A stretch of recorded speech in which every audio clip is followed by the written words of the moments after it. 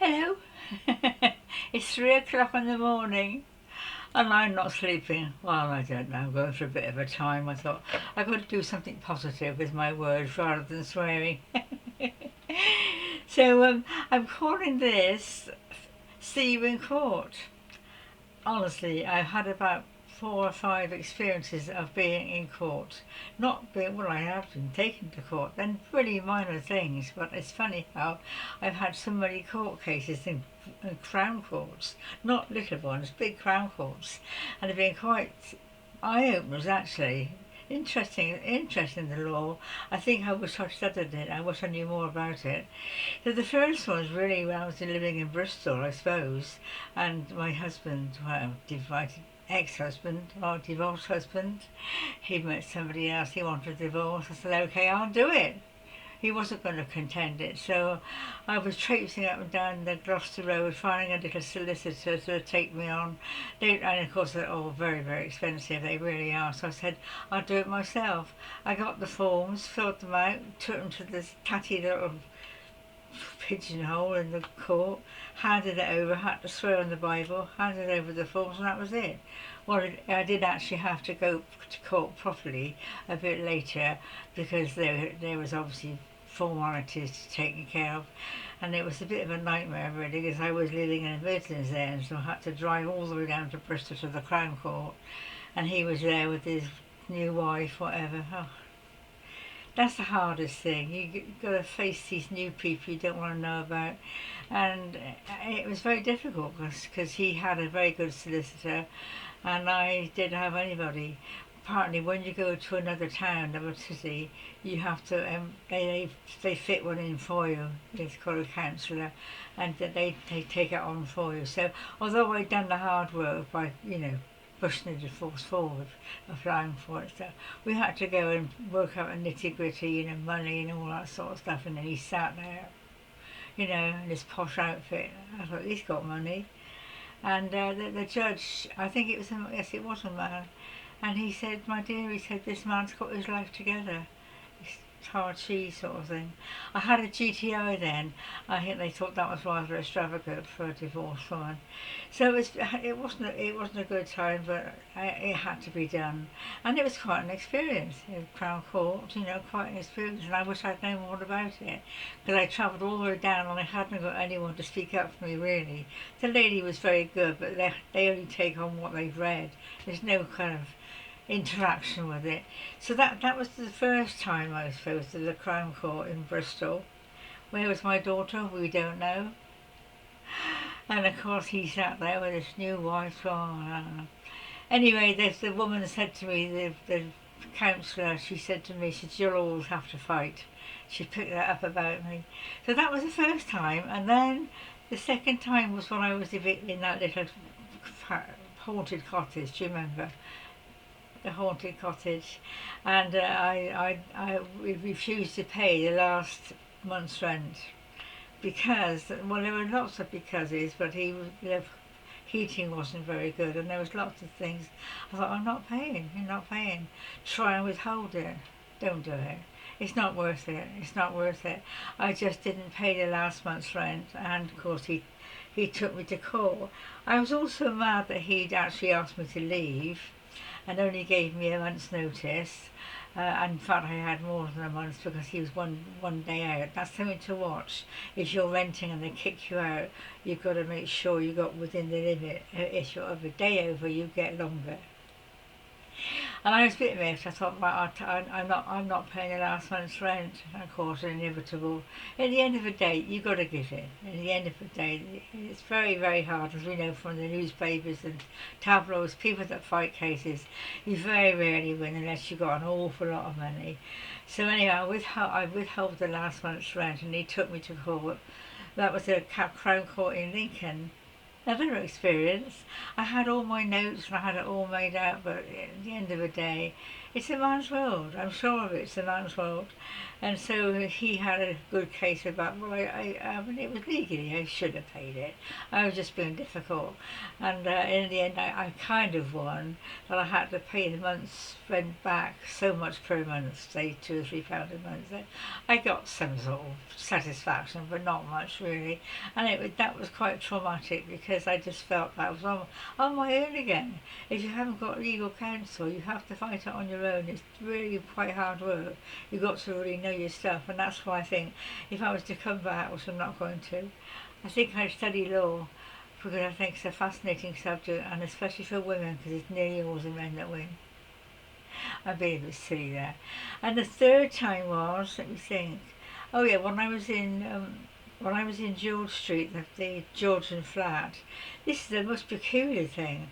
I'd had I think it was a speeding fine.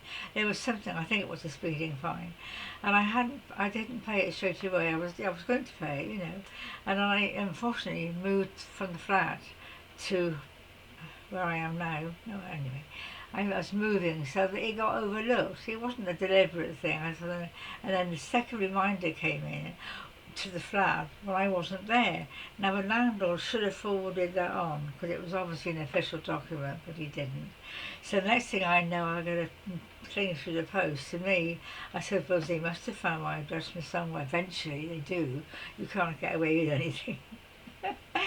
Telling me to attend the court, the Crown Court in Lincoln again, to answer questions about this fine that I hadn't paid.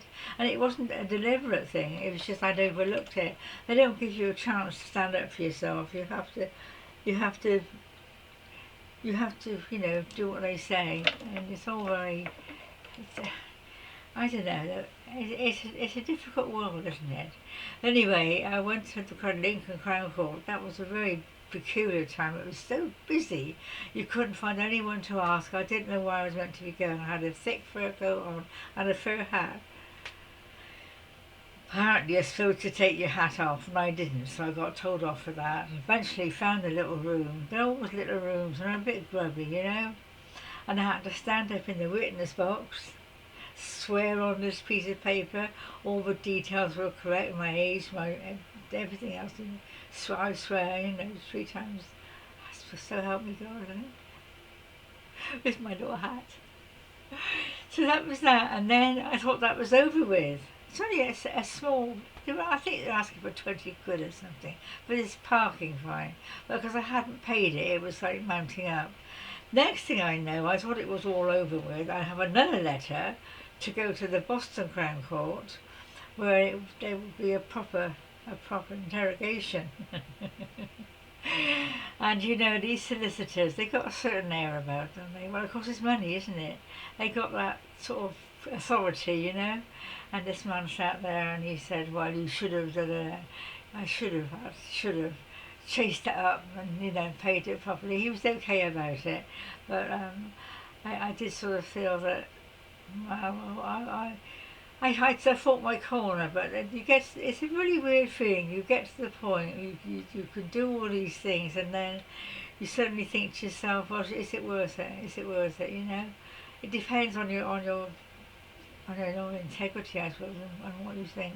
I don't think there are anymore, actually. I thought I had more than that. So, yeah, I went to Lincoln, George Street car parking. I had so many, and it's like you went. I don't know. 5 times I've been to court, you know, and it's been interesting. But I don't know why I end up there. Really, I hope it's not going to be another one. I don't know what time it is. 3 o'clock in the morning. How long have I been at it? Oh, 9 minutes. Long enough, I suppose, for the middle of the night. Oh dear, yeah. I think the law is a fascinating subject. I think if you know what you're doing, it can be very, very interesting. It's a big subject and it takes a lot of study, I think. It's all the names and the dates and the case histories and stuff. My daughter's done psychology, which is a similar thing, but the law's always fascinated me. I always fight for my corner. I'm good at fighting for my corner. I think we should. Most people don't, they give in too easily. But of course when you're fighting, you wear yourself out, don't you? It takes a lot of energy to fight for yourself. I came across all these papers in my files the other day of a divorce. It was like, is it 40, 30, 1988, just 1990 I think it was. It's about, yeah, 35 years ago. I've still got the paperwork. I suppose I don't know whether I'm sentimental about it, but yeah, I think he's died now, my ex-husband, but it's just, it's a really difficult thing to do, isn't it? To break a marriage for 24 years is a long time. And to make it official on the paperwork. And it's sort of a very harsh world where anything to do with the law is harsh. It's very black and white. There's no kind of feeling involved. It's a very black and white thing, and you're aware that your feelings are not really counted. It's what you've done or not done, and all about the money. And of course I didn't get a fair share. I told you this, haven't I? We had a house, I had 2/3 and he had a third, which was, I thought, I don't know why, but I had 2/3. It wasn't enough to buy anywhere else. In those days, you couldn't buy a house unless you had a really good job and could get a mortgage, which I couldn't. So the money went offshore to some sort of secret account. No, it didn't. It wasn't. I was trying to manage on it. And I did for a while, but you can't live on that kind. I think it was about, in those days I had about 30,000, which was not a lot actually, but it was more than it is now. So I put that in an offshore account and rented. I never did buy anywhere else. I didn't have enough money, so I decided to go on renting, and of course it soon goes. But I found out only recently, I think I've said this, he was actually buying another house whilst he was still with me. So he must have known it was on the cards I was going to go, and the timing of it was perfect. His house wasn't quite finished. I wonder what my daughter thought of it, because she decided to stay with him. And she thinks that I minded. I don't mind, because I was in a very tatty ground floor flat with no heating, as you know, and all these students. She couldn't have stayed with me anyway, but he had this other house to go to, so he managed very well. And of course I don't know why the solicitor didn't wonder where all that money came from, because of course when you're in court you've got to explain everything, and he got away with an awful lot, I thought. But I didn't, and they thought I was having a good time on this GTI, rented flat, and he was there with the second property. Nobody questioned that. It was really, really peculiar, and I've been worried about that ever since. Why didn't I know at the time? Why didn't I query? But if you're in an emotional state. You can't think clearly. You just had survival. For me, at my age then, I was in my 40s then, and you survival. I hadn't got any money. I left without anything. Just my little fig tree and my sideboard, my local sideboard. I left without anything to this very cold, bleak flat, and nothing there at all. It was the worst time of my life. Well, I had a breakdown, not a severe one, but I wasn't well for quite a long time. So he got away with it, and he had, got this new wife and his new home, and my daughter thought he was wonderful. And so that's that. That's all my court case. Have I covered them all? I think I've covered them all. I don't think there'll be another one.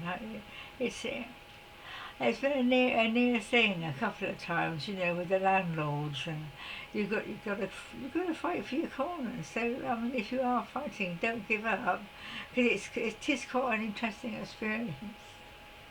Okay, darlings, I might think of something more next when I see you next time. So might go back to bed now. Got rid of some of the energy. Trying to change the pattern. I was feeling so angry. How are you all feeling? Difficult times, aren't they? They're getting more difficult, I think, too. More of a challenge, I think, to our feelings, and what to do. You know what? This new thing, this new dimension, which is obviously a place in consciousness. You know, you think, well, you fight.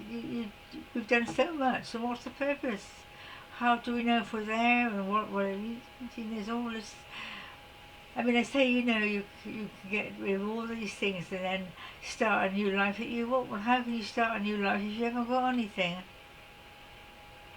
Anyway, darlings, I'm going to go now. I'll see you soon. You take care. Take care. Bye.